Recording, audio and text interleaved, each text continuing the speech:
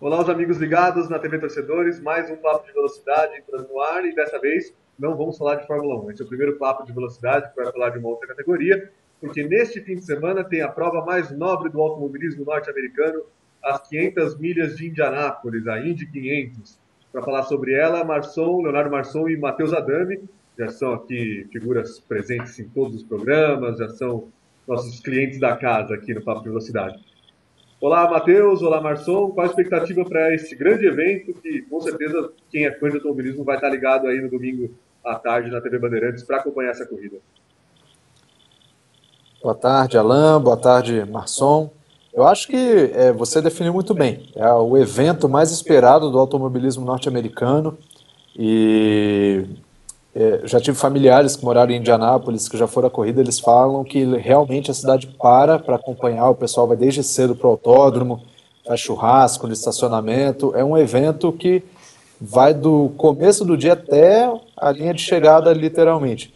E, bom, falando da pista, eu acho que a gente pode esperar sempre o favoritismo para o Hélio Castro Neves, que, embora nunca tenha sido campeão na Indy, é o brasileiro que tem mais vitórias, já venceu as 500 milhas de Indianápolis em 3 ocasiões, está uma vitória de ser o recordista de triunfos na pista.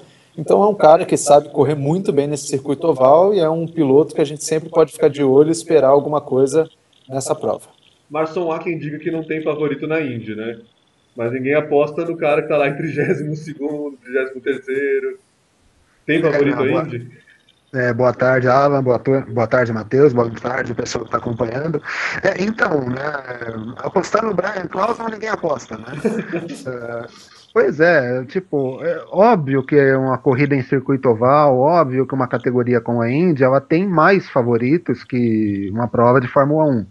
Mas é óbvio que você, né, tem uma lista de pilotos que você crava, né, aposta muito mais uma vitória do que outros. É difícil a gente ter, por exemplo, um caso como o Dan Weldon, que ganhou uma corrida com um carro de equipe pequena, com o J.R. Hildebrand batendo na última curva da última volta, como já aconteceu. Né? Normalmente a gente tem os pilotos principais, os pilotos regulares da Indy, né? Já que a gente tem bastante piloto que faz somente as 500 milhas, ganhando a prova. A gente tem acompanhado os treinos desde a segunda-feira da semana passada, né? Na verdade, até um pouquinho antes, porque a última etapa da Indy foi no circuito misto de Indianápolis, né? E a gente tem visto algumas equipes que não são as principais da Indy, e aí, né, principalmente a Schmidt-Peterson, andando na frente. Mas a gente não pode descartar nunca a Penske, os pilotos da Penske, os pilotos da Ganassi, os pilotos da Andretti mesmo, né, dessa lista de favoritos.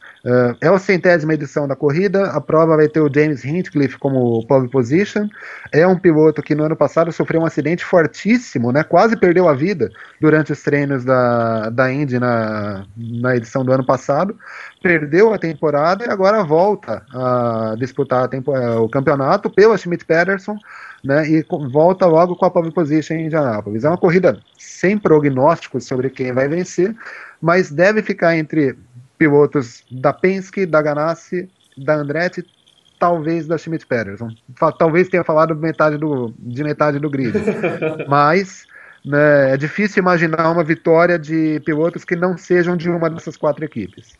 A graça da Fórmula Indy é justamente essa, né? A gente fazia no papo de velocidade anterior sobre o GP de Mônaco da Fórmula 1, a gente apontava 2 favoritos da mesma equipe, no máximo ali uma Red Bull, causando alguma surpresa.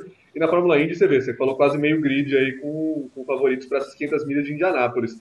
Vamos falar um pouco mais sobre o evento em si, porque merece, né? Falar também fora da questão esportiva específica desse ano.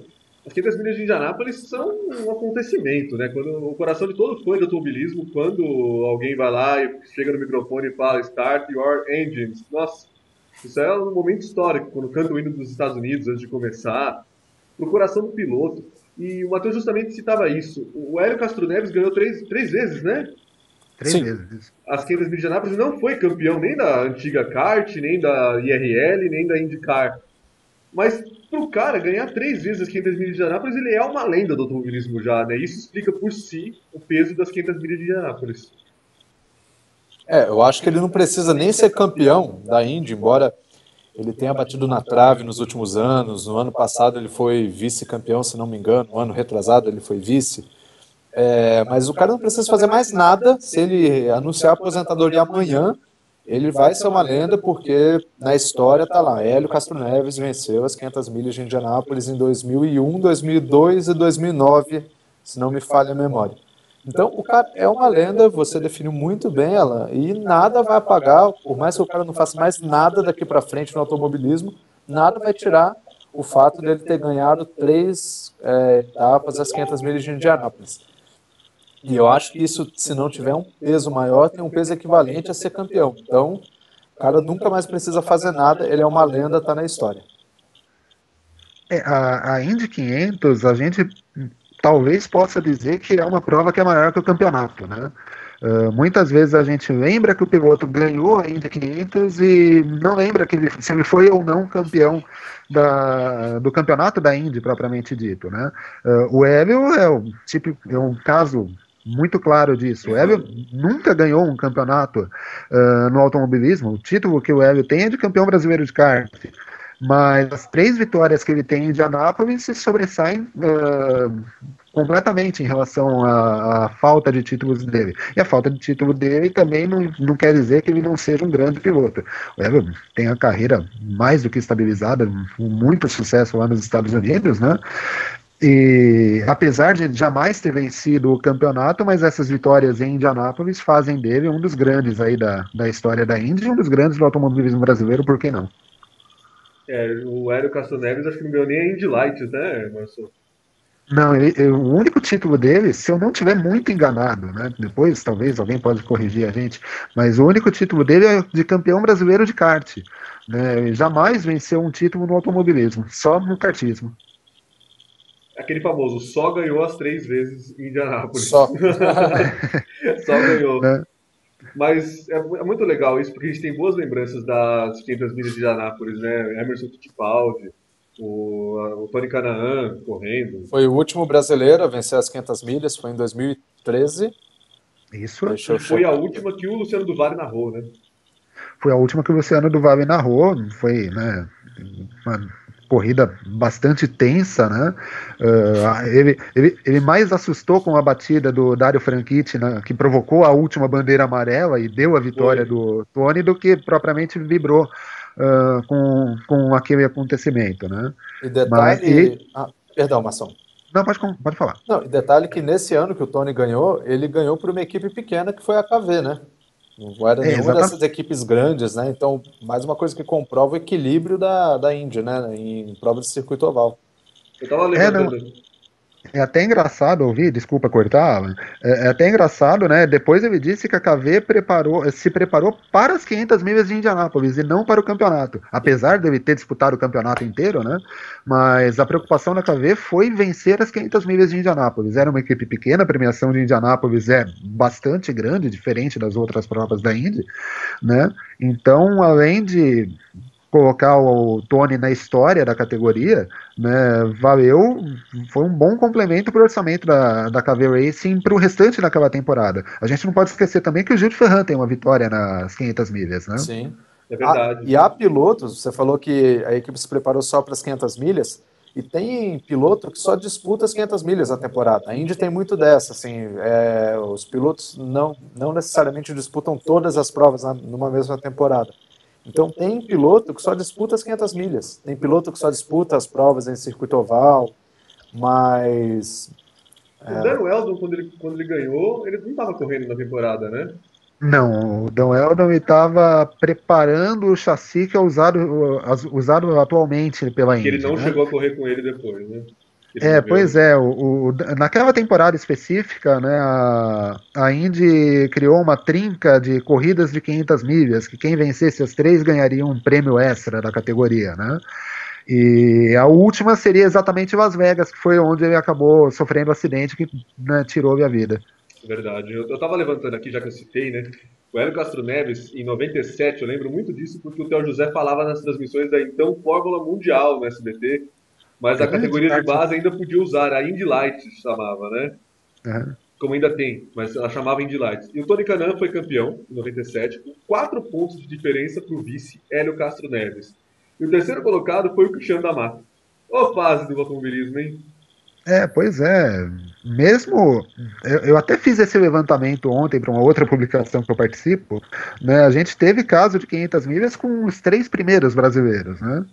Então, né, era uma outra fase e tal, muito diferente da que a gente vive hoje, né? A gente fala tanto de renovação para pilotos de Fórmula 1 e a coisa na Índia é bem mais dramática. A gente tem hoje o André Negrão, que era um piloto egresso da GP2, não conseguiu alcançar a vaga na Fórmula 1 e hoje está na Indy Lights, mas correndo com um carro totalmente diferente e tal, e tendo as dificuldades que qualquer piloto tem com um carro novo, com um estilo de campeonato novo, correndo em circuitos ovais, em pistas que ele não conhece. E a gente tem o Vitor Franzoni correndo na Fórmula 2000, que seria uma espécie de Fórmula 3 do campeonato da IndyCar. Então, a renovação para pilotos brasileiros visando a Indy é ainda mais dramática do que na Fórmula 1. Né? E quando a gente lembra do passado da Indy para o automobilismo brasileiro, é bem triste a gente ver essa situação. Bom, o Matheus deve lembrar também, né, quando a Fórmula Mundial começou a decair, aí vieram a Penske, vieram outras equipes, foi quando o Hélio Castro Neves ganhou as primeiras, né? A Penske chegou a disputar 500 milhas de Anápolis estando ainda na kart, né? Foi uma época Sim. bastante confusa para quem acompanhava as duas categorias. Mas a IRL pouca gente assistia, né? Sim, e detalhe que a Penske, há tempos atrás, tinha carros muito parecidos, inclusive com a McLaren na Fórmula 1. Então, quem assistia também a Fórmula 1 confundia e falava, caraca, a McLaren está ali também, daqui a pouco está o Senna e o Piquet, né, disputando as 500 milhas de Indianápolis também. Lembrando que o Senna testou o carro da Penske, que era igualzinho ao McLaren em Sim, o patrocínio da Marlboro, né? Foi. O carro que o Emerson Fittipaldi venceu as 500 milhas de Indianápolis é praticamente uma McLaren, né? É verdade. Essa estampa, apesar da gente ser contrário à propaganda de cigarro, marcou muito o automobilismo brasileiro, né? Porque fez parte da carreira do Senna, do Fittipaldi e também do Hélio Castro Neves e do Júlio Ferrand na Fórmula Mundial, na kart. Boas lembranças, né, Marcelo? A Fórmula Indy tem muito aí pra gente lembrar, né? Pois é, a Indy por muitos anos foi uma categoria que rivalizou com a Fórmula 1, né? A Indy não perdia em nada para a Fórmula 1, era um campeonato grande, desde a cisão, se eu não me engano, a cisão da Indy aconteceu em 96, agora eu não vou estar lembrado, e foi quando criou-se a IRL, né? Tanto é que se você olhar nas estatísticas, a gente vê pilotos o Ed Sheever, campeão das 500 milhas de Indianápolis, justamente no ano em que o pessoal da Kart World Series, né, a Fórmula Mundial, como se vendia aqui no Brasil, não pôde disputar a corrida. A gente teve, né, aliás, um caso curioso, porque no mesmo dia, no mesmo horário, a gente teve uma corrida de 500 milhas em Michigan, válida pela Kart, né, a US 500, e as 500 milhas de Indianápolis, que foi uma derrota histórica em audiência para a Kart. Colocar as duas corridas no mesmo horário, todo mundo acabou preferindo ver uma corrida com carros mais antigos, com pilotos que não eram tão conhecidos assim, mas o pessoal acabou preferindo ver a prova de Indianápolis do que a prova de Michigan. E depois até aconteceram outras edições no mesmo final de semana, às vezes no sábado, às vezes um pouco mais tarde, né?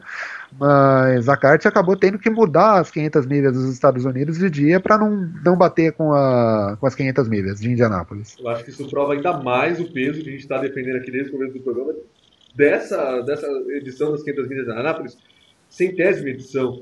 E ela conseguiu vencer, inclusive, essa coisa horrorosa que foi essa cisão entre a kart e a IRL. Né? Ninguém podia usar o IndyCar na época, então foi Indy Racing League e kart. Kart World FedEx, Series. Inclusive, né? O sponsor, né? O patrocinador do campeonato era a FedEx, né? Era a FedEx Kart World Series. Isso, chegou a ser a Firestone também. Quer dizer, venceu, né? Tinha os melhores carros numa corrida. Se o público americano preferiu as 500 milhas de Indianápolis com equipes inferiores, carros mais antigos, é porque tem um peso, é porque tem uma tradição, e uma tradição que passou inclusive pela Fórmula 1, outro ponto que a gente quer aqui comentar, Marçom, faz parte da história da Fórmula 1, inclusive as 500 milhas de Indianápolis.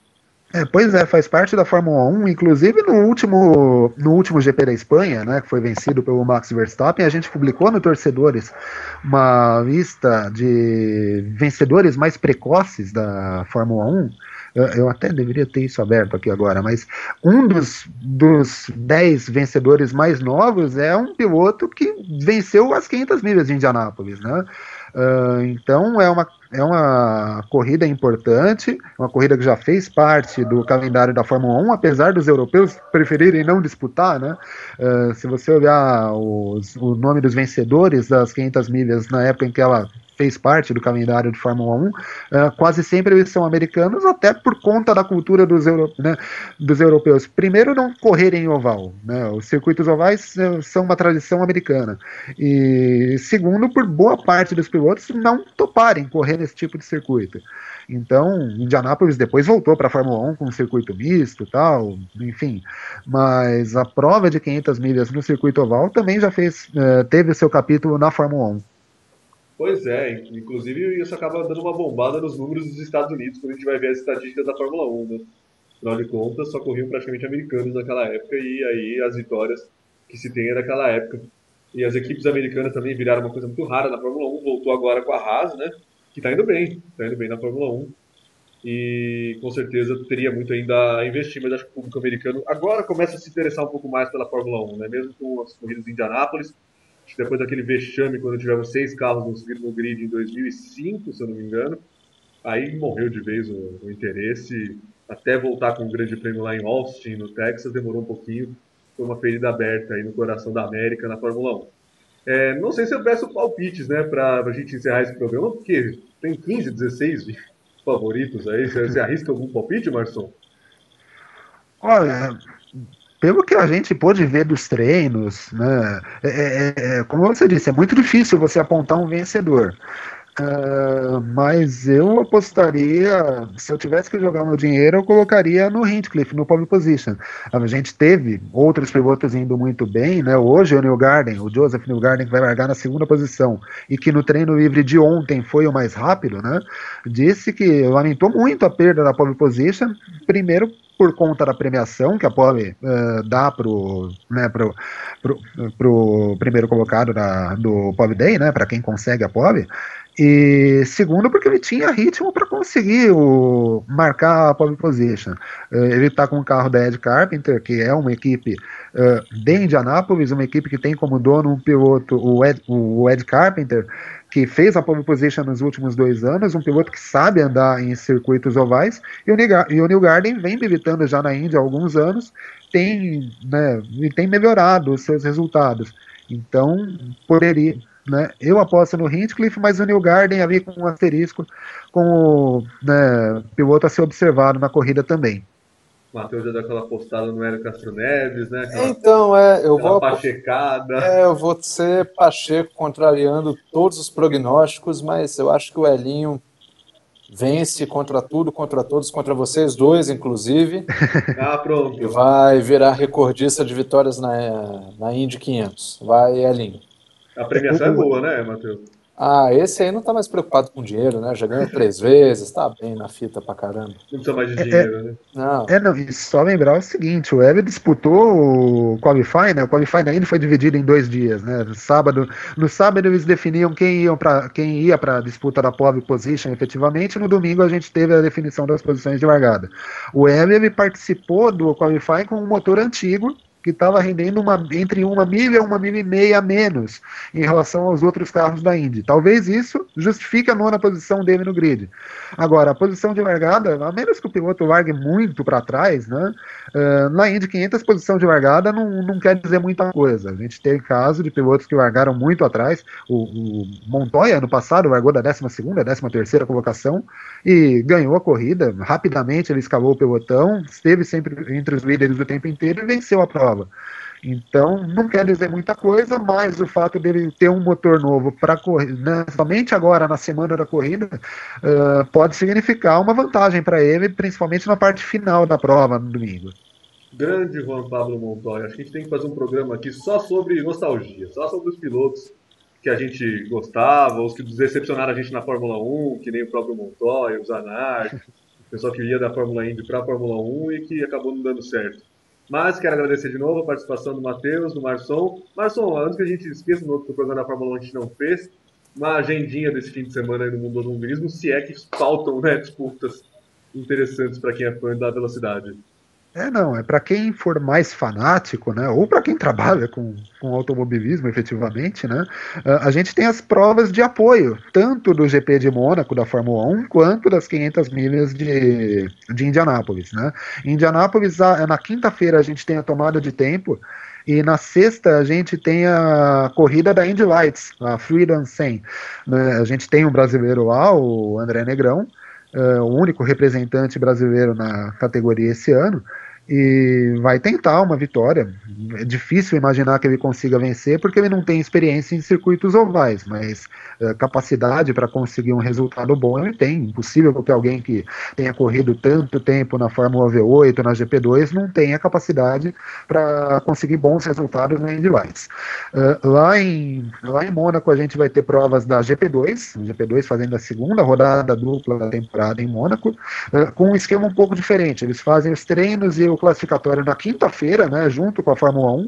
A sexta-feira é reservada para a primeira corrida deles no final de semana, que normalmente acontece no sábado, mas em Mônaco vai ser na sexta-feira, e o encerramento da etapa no sábado. Também em Mônaco a gente vai ter a Fórmula Renault 2.0, que é uma categoria, seria ali rival da Fórmula 3, né? Tendo a realização de suas provas com um brasileiro que vai ser o nosso glorioso Bruno Batista, que já corre lá há algum tempo e vai disputar essa etapa lá em Mônaco. E a gente não pode esquecer também da outra prova importante do final de semana, né?